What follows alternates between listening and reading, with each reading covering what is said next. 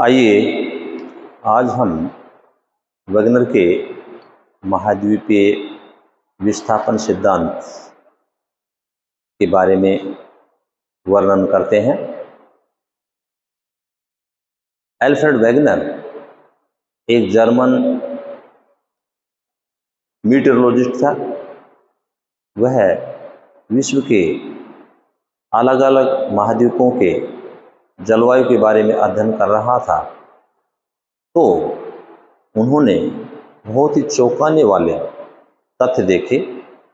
उन्होंने देखा कि आज जहां एंटार्क्टिका है वहां बर्फ ही बर्फ जमी हुई है, लेकिन 25 करोड़ साल पहले यहाँ बहुत गर्मी पड़ती थी।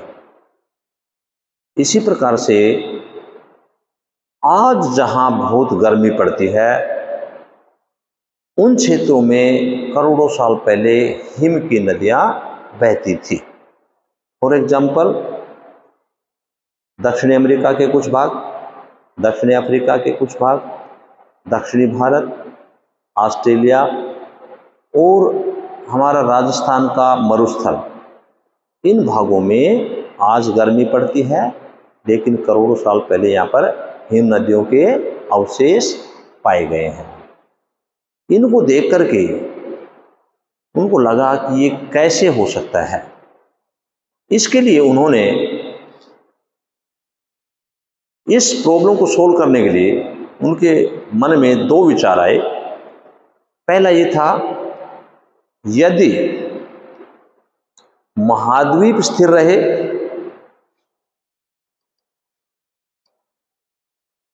मान लीजिए कि ये महाद्वीप है 7, ये वैसे ही थे जो 25 करोड़ साल पहले थे, तो जलवायु कटिबंधों में परिवर्तन आया होगा। जलवायु कटिबंधों का मतलब है जलवायु कटिबंध हमारा ये उष्णप्रदेश है, तो ये कभी नीचे चला गया होगा, नीचे वाला ऊपर चला गया होगा, तो गर्मी और सर्दी में परिवर्तन आया होगा। दूसरा, यदि जलवायु कटिबंध स्थिर रहे तो महाद्वीप विस्थापित हुए होंगे। इन दोनों में से एक बात सही है, तो उन दोनों में से ये बताया गया कि जलवायु कटिबंध में कोई परिवर्तन नहीं आया, महाद्वीप ही गर्मी से सर्दी और सर्दी से गर्मी वाले क्षेत्र में विस्थापित हुए। उन्होंने बताया कि क्लाइमेटिक जोन्स तो सूर्य की एनर्जी के कारण से बनते हैं और सूर्य ने अपनी कोई स्थिति नहीं बदली है, इसलिए जो जोन पहले थे वो ही आज है। इसी प्रकार से उन्होंने इसके बारे में बताया कि भाई कैसे ये संभव है। इसके लिए उन्होंने एक आउटलाइन दी, एक रूपरेखा बताई कि सारे महाद्वीप पहले जुड़े हुए थे और जुड़े हुए भाग को उन्होंने पेंजिया कहा। ये सारे भाग ऐसे जुड़े हुए थे। जुड़े हुए भाग क्या कहा? पेंजिया कहा। सारे समुद्र वाले, सारा पानी वाला भाग का था पैंथालासा कहा। भूमध्य रेखा के उत्तर वाले भाग को लारेशिया कहा, दक्षिणी वाले भाग को गोंडवाना लैंड कहा, और बीच में तैथिस सागर था। इस तरह से ये स्थिति उन्होंने बताई। 25 करोड़ साल पहले ये जुड़े हुए थे। उसके बाद में धीरे धीरे इनमें टूटन आ गई और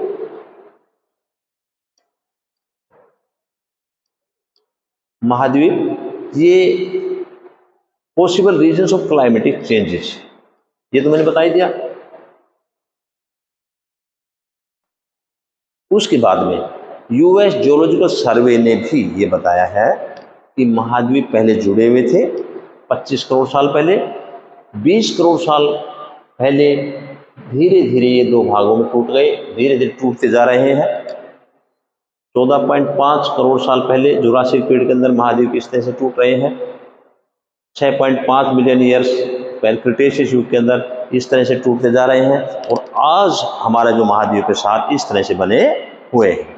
इसलिए ये हमारा जियोलॉजिकल सर्वे। उन्होंने कहा कि कौन सी शक्तियां थी जिनके कारण से महाद्वीप टूटे। इसके लिए उन्होंने दो फोर्सेस बताए।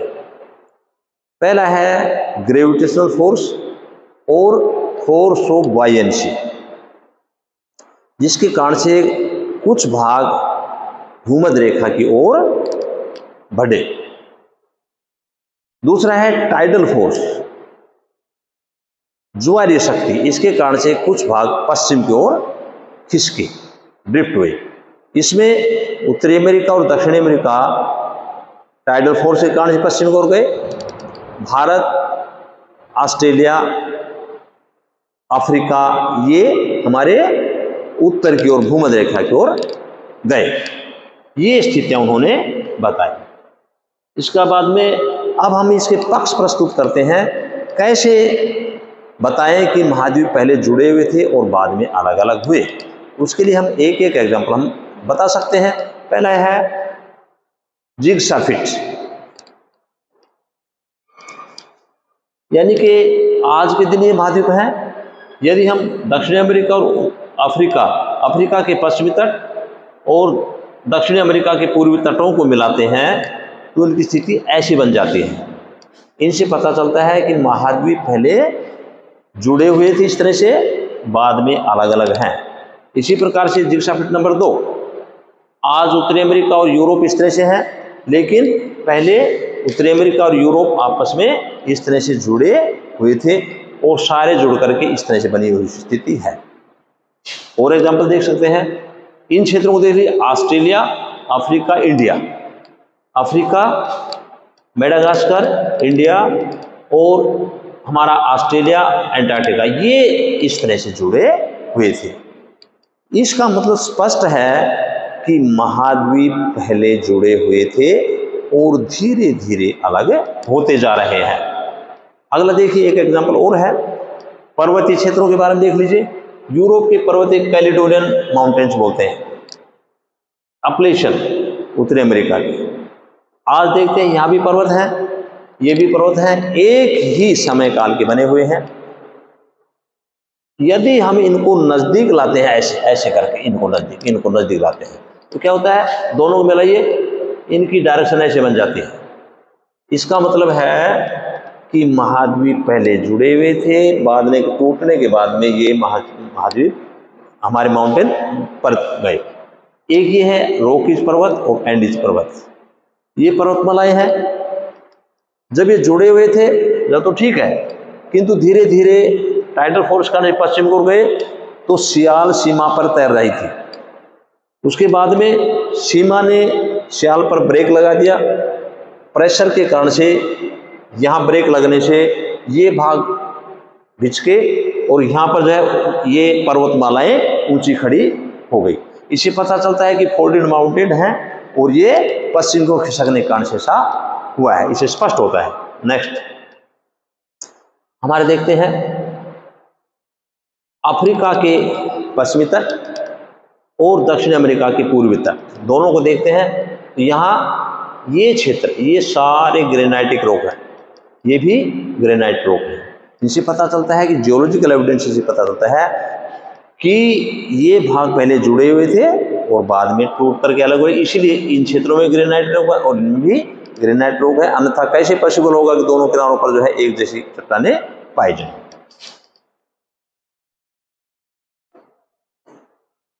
यहाँ बहुत बढ़िया एग्जांपल है इसका, ग्लोसोपेटिस फ्लोरा का।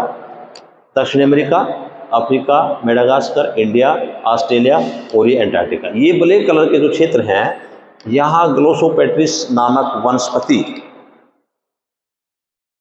पाई जाती थी, इनके चिन्ह पाए गए हैं। इसका मतलब ये है कि ये भाग जब पाई जाती हैं उनके एक जैसी स्थल जलवायु थी और ये ग्लोसोपेट्रिस फ्लोरा पाई जाती थी, इसीलिए ये भाग पहले जुड़े थे लेकिन आज अलग अलग दिखाई देते हैं। और एग्जाम्पल भी ले सकते हो हम, हमारा evidence from animal fossil remains. आप देखिए साउथ अमेरिका और अफ्रीका के अंदर ये साइनोग्नेथस, ये जानवर है, ये जंतु हैं, ये यहाँ इस बेल्ट में अवशेष पाए जाते हैं, फॉसिल्स पाए जाते हैं। ये तभी संभव है जब इनकी एक जैसी जलवायु होगी, एक जैसी क्वालिटी होगी जीव जंतुओं के जीने के लिए। ये ग्लोसोपेटिस फ्लोरा है ग्रीन कलर की। यहाँ हमारा अफ्रीका, दक्षिण अमेरिका, अफ्रीका, इंडिया, दक्षिण अमेरिका, एंटार्क्टिका, ऑस्ट्रेलिया। इसका मतलब ये स्पष्ट है कि इन क्षेत्रों में महाद्वीप पहले जुड़े हुए थे और ग्लोसोपेट्रिस नामक फ्लोरा यहाँ पर थी। इसके अलावा यहाँ fossil remains fresh water reptile mesosaurs यहाँ दक्षिण अमेरिका और अफ्रीका के दक्षिणी भागों में पाए जाते हैं, अवशेष पाए जाते हैं। इसी प्रकार से अफ्रीका, इंडिया और यहाँ एंटार्क्टिका, इन क्षेत्रों में हमारे लिस्ट्रोसारस ये पाए जाते हैं, अवशेष पाए जाते हैं। इससे पता चलता है ये कि महाद्वीप पहले जुड़े हुए थे, बाद में अलग अलग हो रहे हैं। एक और हमारा जो है स्वीडर्स की थर्ड फोर्स है कि third force of precession of earth axis के कारण से महाद्वीप पश्चिम की ओर खिसक जाते हैं। और एग्जांपल ले सकते हैं, real proof of continental drift theory कि हमारा India is drifting towards north. हमारा इंडिया धीरे धीरे उत्तर की ओर खिसक रहा है।